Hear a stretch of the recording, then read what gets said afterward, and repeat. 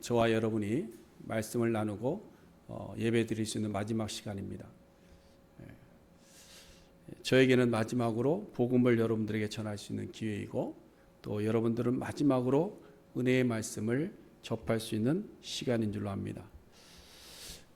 왜 이런 말씀을 드리는가 하면 사임한다는 얘기가 아니고요. 다음 주일이 올 것에 대한 확신이 이제는 없습니다. 오늘 본문 마지막 절에 보니까 예수님께서 두 번째 나타나실 것을 예고하십니다. 그럼 예수님 언제 오시나요? 여쭤봤더니 내가 그날과 그 시를 알지 못한다. 그러면 오늘이 될 수도 있고 내일이 될 수도 있는데 우리는 어떻게 살아가는가? 내일은 당연히 오는 것이고 다음 주일이 또 있을 것이다 생각하고 우리는 이 땅을 살아갑니다. 2024년 12월 29일에 제주항공 2261편 여객기가 활주로를 이탈해서 동체 착륙을 시도했는데 안타깝게도 179명이 목숨을 잃었습니다.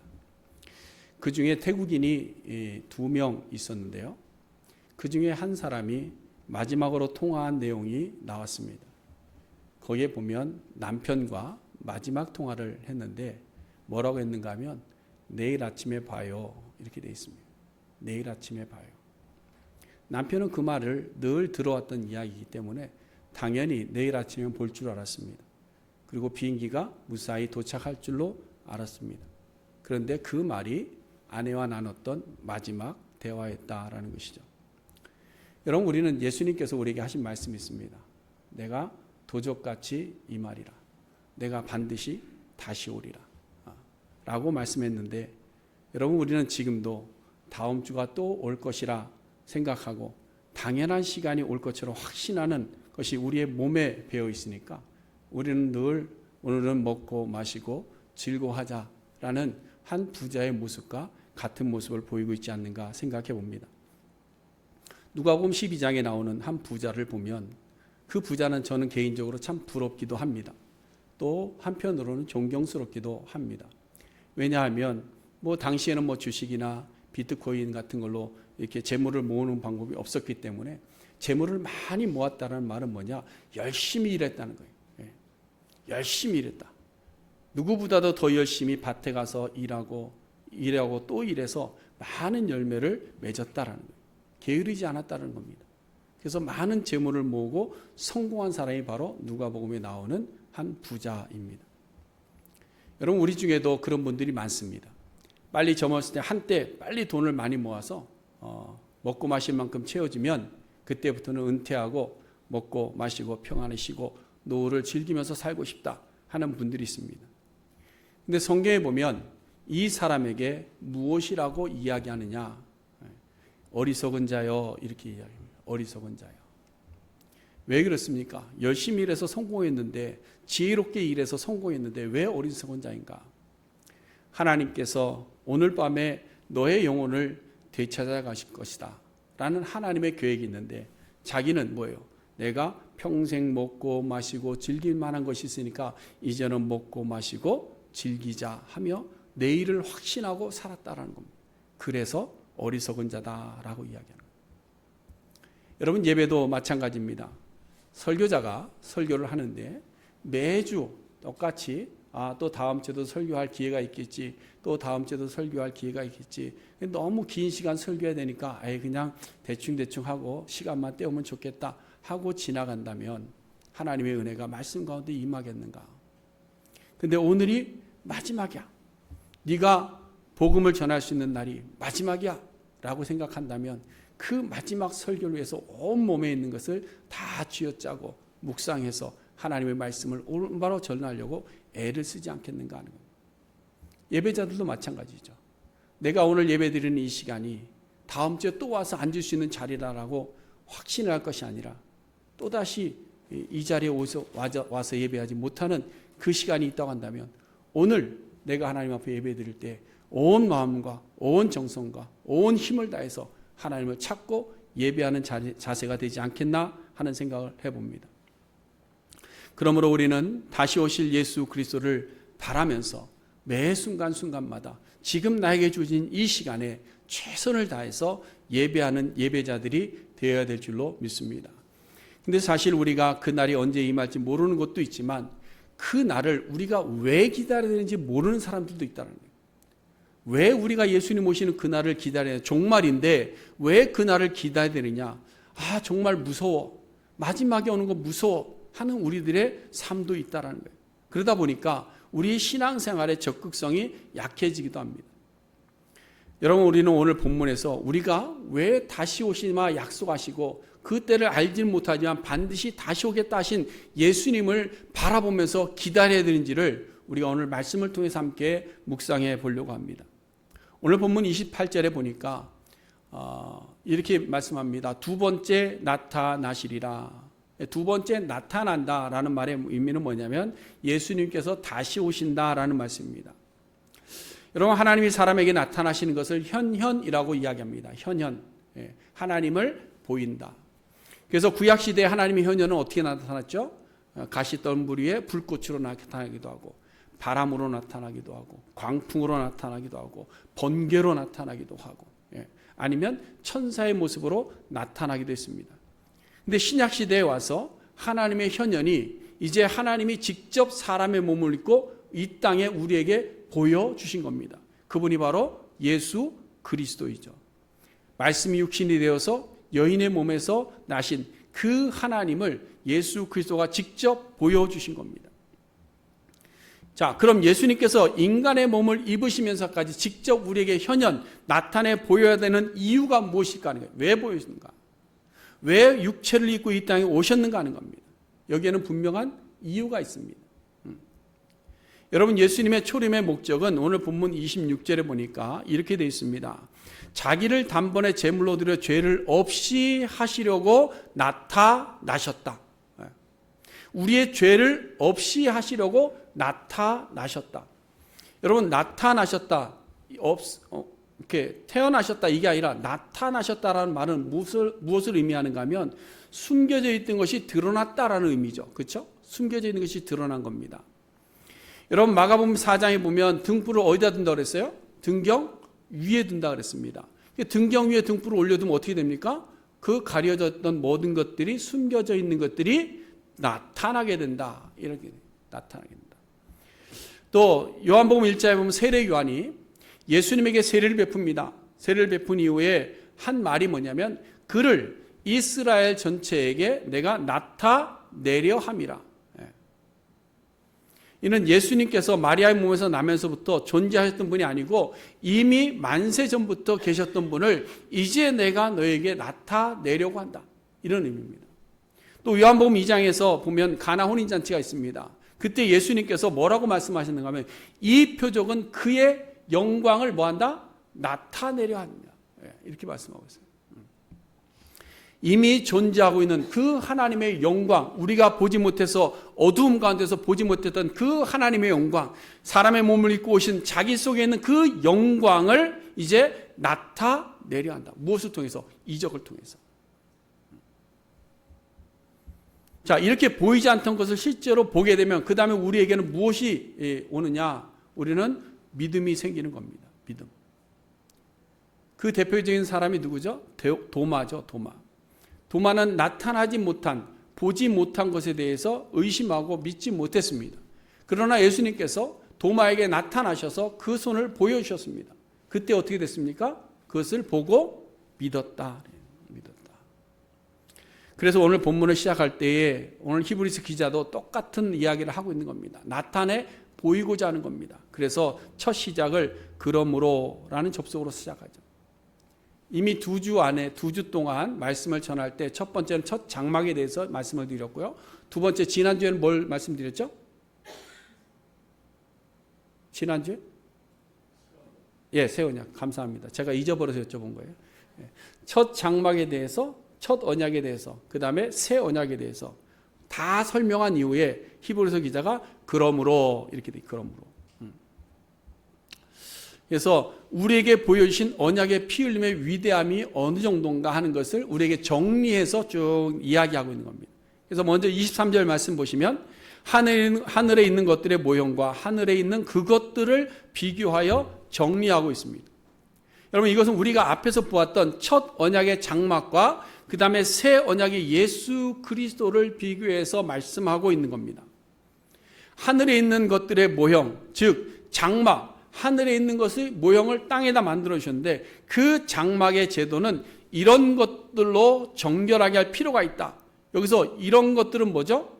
율법을 따라서 드리는 피 흘림의 제사, 이런 것들을 통해서 하늘에 있는 모형, 장막은 정결케 하는 의식이 필요했다 라는 겁니다.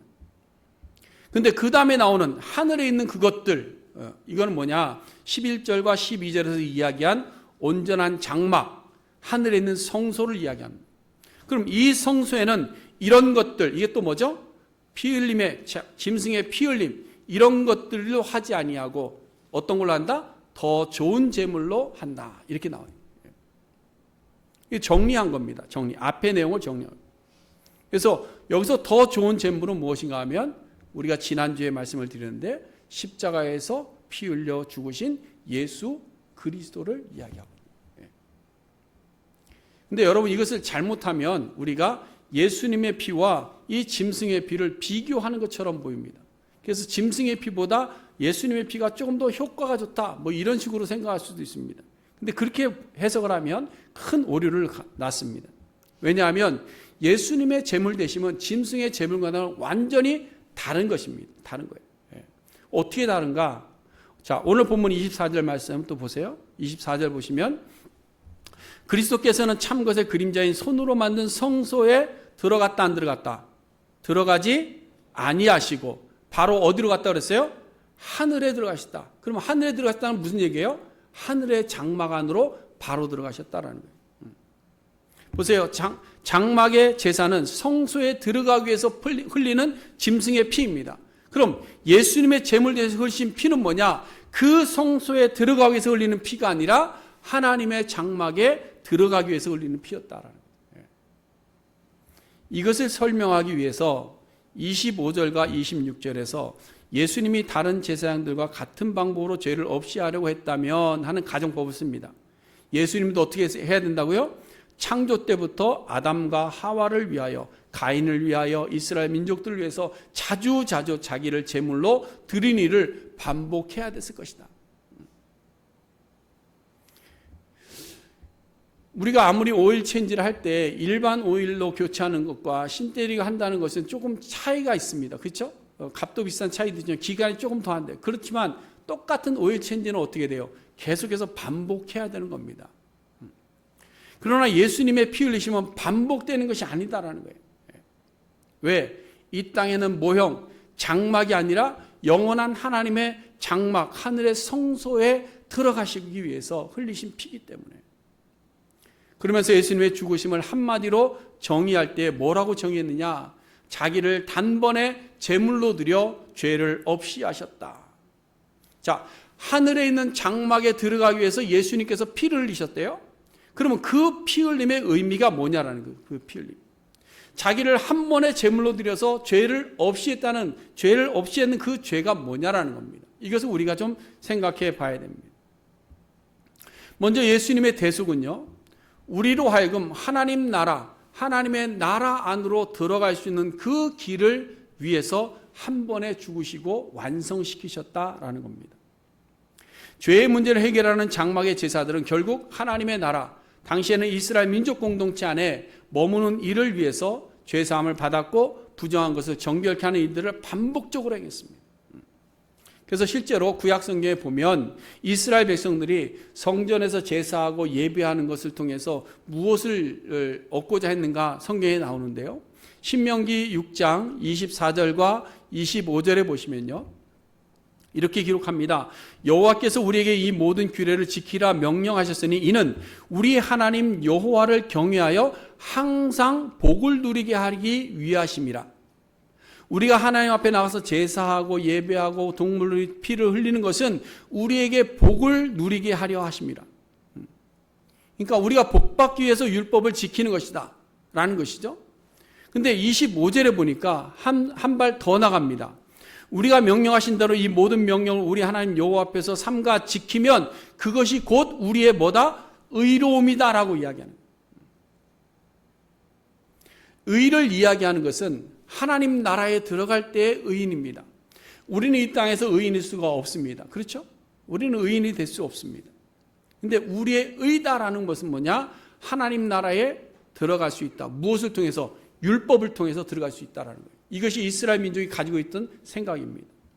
그래서 죄로 인해서 단절되어진 하나님의 나라를 율법을 잘 지키면 그 나라에 들어갈 수 있게 됐다. 그래서 열심히 반복적으로 죄를 지을 때마다 짐승들을 가지고 와서 제사하는 일들을 반복해서 한 겁니다. 그래서 이스라엘 민족이 율법을 아주 철저하게 지키고 모든 유전과 규례들을 지키기 위해서 지금도 그들은 목숨을 걸고 있습니다.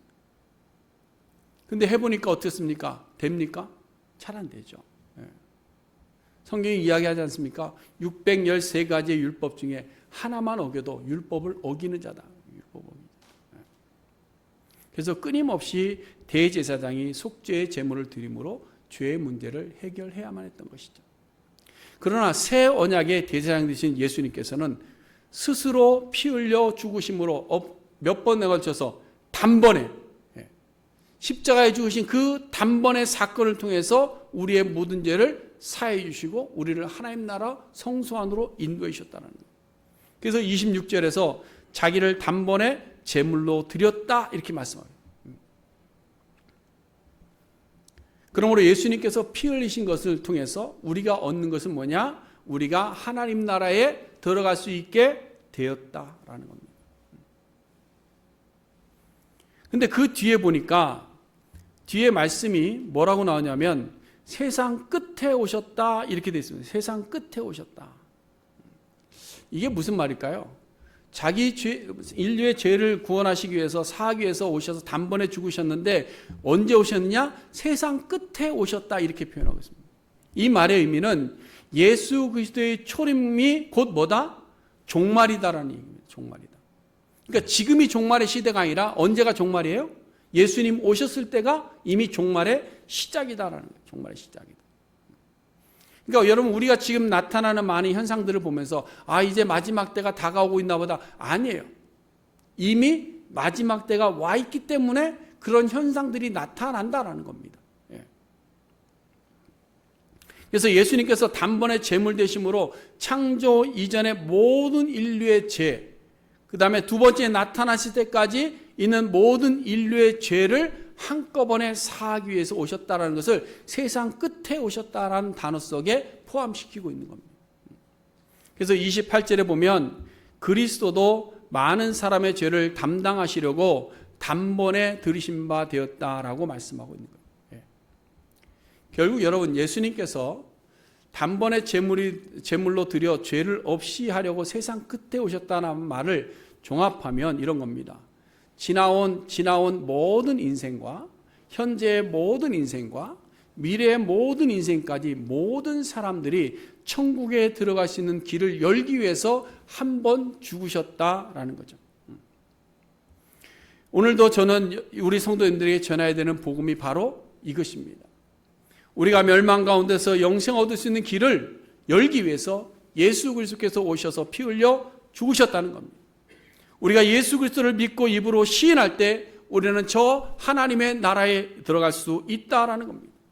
사람이 의롭게 되는 것이 첫 장막에서는 모든 규례와 율법을 지키는 짐승의 피로 되었지만 이제는 오직 예수 그리스도를 믿는 믿음으로 말미암아 가능해졌다는.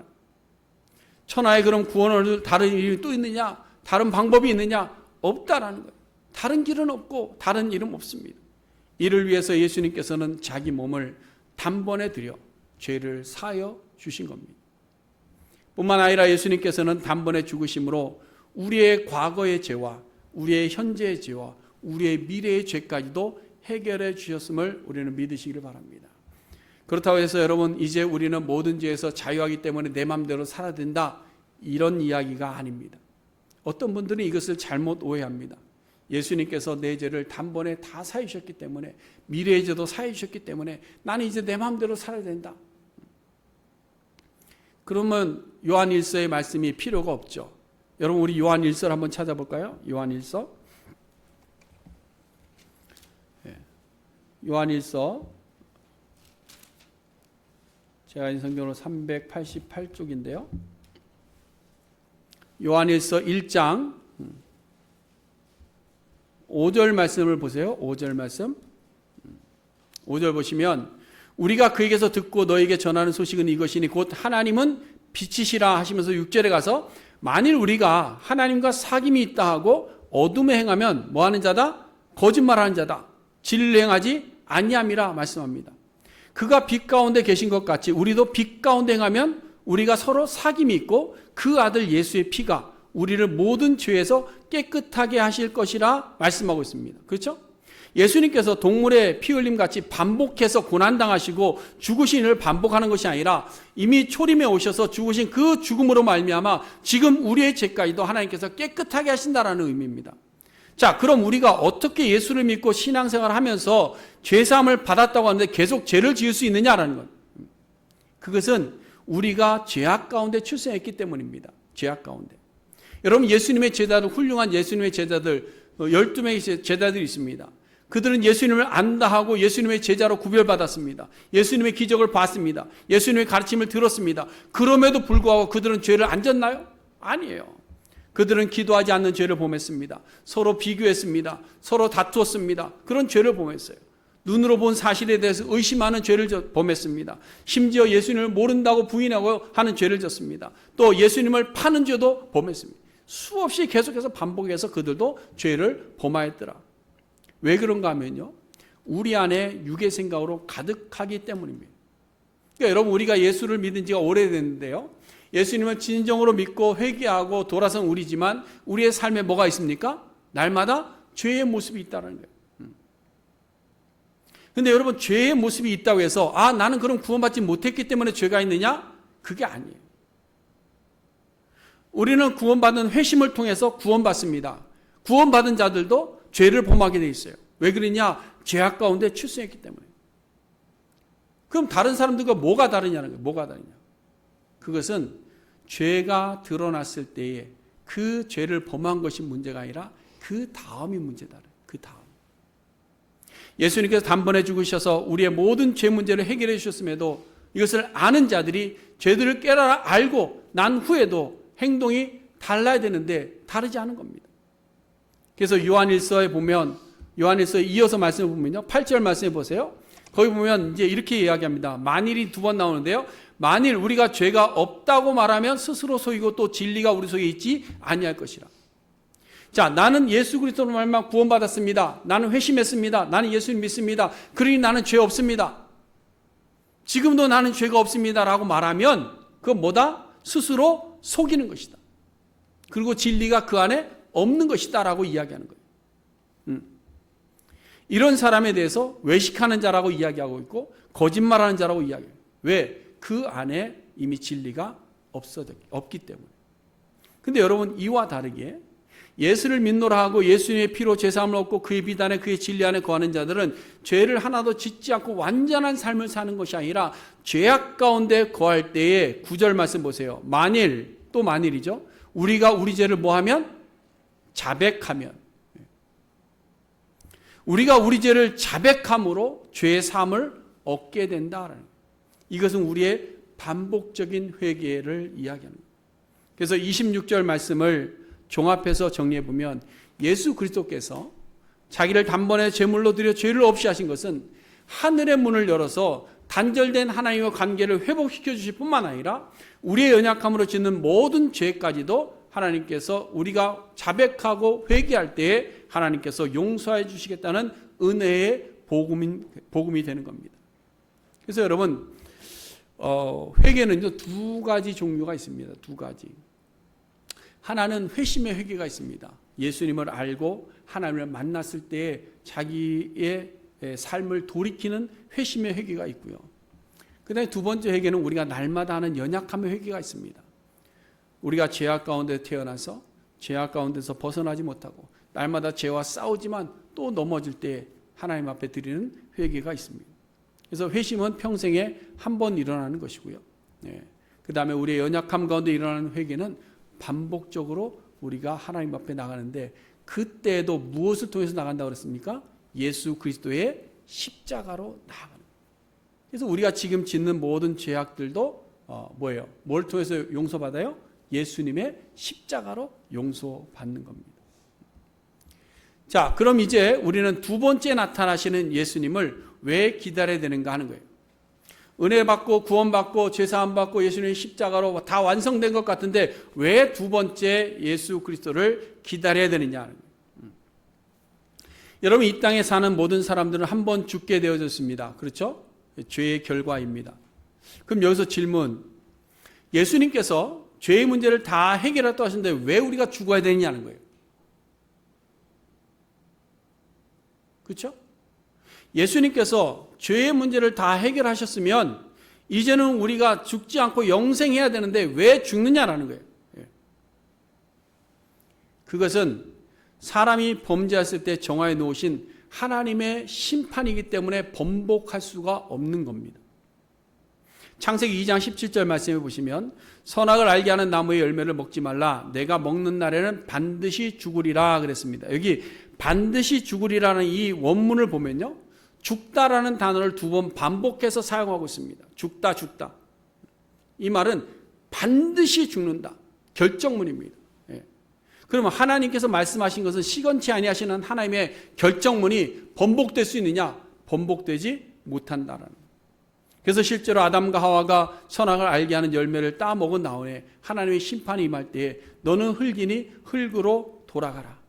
그래서 아담 이후로 태어나는 모든 인류는 결국은 죄의 결과로 죽어 흙으로 돌아갈 수밖에 없는 겁니다. 근데 오늘 본문에 보니까 창세기에서 선언한 심판의 결과에 재심이나 무슨 상고처럼 그 죽음 이후에 또 뭐가 있다는 거예요. 그 죽음 위에 뭐가 있다고 그랬어요? 심판이 있다. 우리의 죽는 것은 우리의 가진 죄 때문에 죽습니다. 그런데 그것으로 끝나는 것이 아니라 그 이후에 또 무엇이 있다라는 거예요. 자, 이제 여기에 또다시 하나님의 놀라운 은혜의 복음이 드러나게 되는 거죠. 제가 오늘이 마지막이라고 말씀을 드렸죠. 복음을 다시 들을 수 있는 기회가 오늘이 마지막이라 생각하시고 여러분 잘 들을 수 있기를 바랍니다. 여러분, 우리는 이 세상에 죄악 가운데 출생했습니다. 그리고 우리는 그 죄의 심판으로 반드시 죽게 될 겁니다. 당연한 겁니다. 여러분이나 저나 언젠가는 한번 죄의 결과로 죽게 될 겁니다. 왜? 확정된 일이기 때문에. 세상 법으로 말하면 우리는 사형수들입니다. 그래서 형기를 지금 살아가고 있는 거예요. 그런데 하나님의 사랑이 그 후에 심판으로 우리에게 임한 겁니다. 우리의 죄에 대해서 항고심, 재심의 기회를 주시기 위해서 자기 아들을 우리에게 보내주신 거예요. 우리가 다시 살 수 있는 길을 주시기 위해서 아들을 보내주셔서 죄의 값으로 십자가에 죽게 하신 겁니다. 그것을 가지고 다시 심판하시겠다는 거예요. 이 놀라운 은혜가 우리에게 주어진 거죠. 그런데 많은 사람들이 그 은혜를 믿지 못하니까 죽음 이후의 심판이 영원한 죽음이었고, 그러나 믿는 자들에게는 그 죽음 이후의 심판이 영생으로 가더라라는 거예요. 여러분, 우리는 예수 그리스도의 십자가의 죄사함을 받고 우리가 십자가의 연약함 앞에 죽어짐으로 자영을 얻게 된 것을 믿기 때문에 믿는 자들이 예수님 다시 오셔서 이루어지는 그 심판 속에서는 죄악으로 또다시 죽는 영벌에 들어가는 것이 아니라 영원한 생명으로 옮겨지는 줄로 믿으시기를 바랍니다. 이것이 우리가 받을 수 있는 은혜입니다. 여러분, 이것이 복음입니다. 우리가 이것을 확신하지 못하면 우리는 신앙의 의미가 없고, 우리가 이것을 믿지 못하면 우리는 예수를 바라볼 수가 없고 예수를 기다리는 의미가 아무것도 없는 거죠. 여기 한 가지 더 놀라운 은혜의 약속이 첨가된 것이 바로 뭐냐? 그 후의 심판인데요. 예수님께서 이를 위해서 두 번째 나타나시겠다는 거예요. 그 이후에는 심판을 위해서 다시 나타나시겠다는 거예요. 여러분, 예수님께서는 이미 하늘의 성수 안으로 들어가셨습니다. 들어가셔서 이제는 볼 수 없는 존재가 됐는데 그 볼 수 없는 가려진 존재가 다시 이 땅에 나타나시겠다는 거예요. 근데 28절 말씀에 보니까 그 이유가 뭐냐? 죄와 상관없이 자기를 두 번째 나타나시. 굉장히 중요한 말입니다. 첫 번째 오실 때는 죄와 상관이시 이곳에 오셔서 심판을 해결하시러 오셨고, 두 번째 오실 때는 죄와 상관없이 심판을 위해서 오신다는 것이 아니에요. 초림은 우리의 죄의 값을 치러주시기 위함이고, 재림은 우리의 남은 죄, 우리에게 아직 해결되지 않은 그런 죄가 있어서 심판하시러 오신다는 것이 아니고, 이미 초림으로 우리의 불의함과 부정한 몸의 죄값으로 자신을 단번에 내오셔서 우리를 새롭게 해주셨기 때문에 이제 다시 오실 때는 우리를 영원한 하나님 나라의 시민으로 확증하시기 위해서 이 땅에 다시 오시겠다 말씀하고 있는 겁니다. 여러분, 우리가 예수님의 재림을 두려워하지 않고 우리가 바라고 기다려야 되는 이유가 여기 있는 거죠. 예수님의 재림은 우리가 살면서 지은 죄의 문제를 심판하시기 위해서 오시는 분이 아닙니다. 이미 우리의 죄는 예수 그리스도의 십자가의 초림의 사건으로 모든 것이 해결된 겁니다. 그럼 예수님이 다시 오셔서 뭐하냐? 우리를 영광 가운데로 우리를 이끌어 가시기 위해서 다시 오시기 때문에 우리는 누구를 기다려야 될까요? 예수 그리스도를 바라봐야 되는 겁니다. 죄와 상관없이. 그래서 28절에 누구에게 자기를 바라는 자들에게 두 번째 나타나시겠다라고 말씀하고 있는 겁니다. 사랑하는 성도 여러분, 여러분들은 우리는 무엇을 바라면서 신앙생활 하십니까? 우리는 무엇을 바라보면서 무엇을 기대하면서 이 땅을 살아가고 계십니까? 우리가 오직 예수 그리스도를 바라보면서 사는 우리 모든 성도님들이 될 수 있기를 간절히 바랍니다. 예수 그리스도만을 바라보고 살아갈 때에 앞서 부른 찬양처럼 주님 다시 오실 때까지 우리의 모든 소망을 잃지 아니하고 예비하며 죄와 싸움에 믿음을 지키고 갈 때에 다시 오시는 그 주님을 우리가 영접할 때에는 우리를 그 품에 안으시는 하나님을 우리는 만나게 될 줄로 믿습니다. 그래서 우리는 주님을 바라는 겁니다. 하나님이 이 땅에 다시 오셔서 이스라엘 민족들처럼 우리가 이 매임에서 노임받고 우리가 이 어려운 환경 속에서 좀 새로워지고 우리의 가진 것이 없는데 가진 것을 채워주고 우리의 나라를 새로 우리를 구별해서 이런 것이 아닙니다. 우리의 죄의 문제는 초림으로 완성되어졌고, 그러나 다시 오실 때는 우리를 영광 가운데 우리를 이끌어 가실 그 주님이 오신다고 약속하셨기 때문에 그 날과 그 시를 모른다는 거예요. 그래서 오늘이 저와 여러분들이 드리는 마지막 예배일 수 있다는 거예요. 여러분들이 지금 복음을 받아들이고 하나님 앞에서 회개하고 주님 앞에 나아갈 수 있는 마지막 기회일 수 있다는 겁니다. 기도하겠습니다. 고마우신 하나님,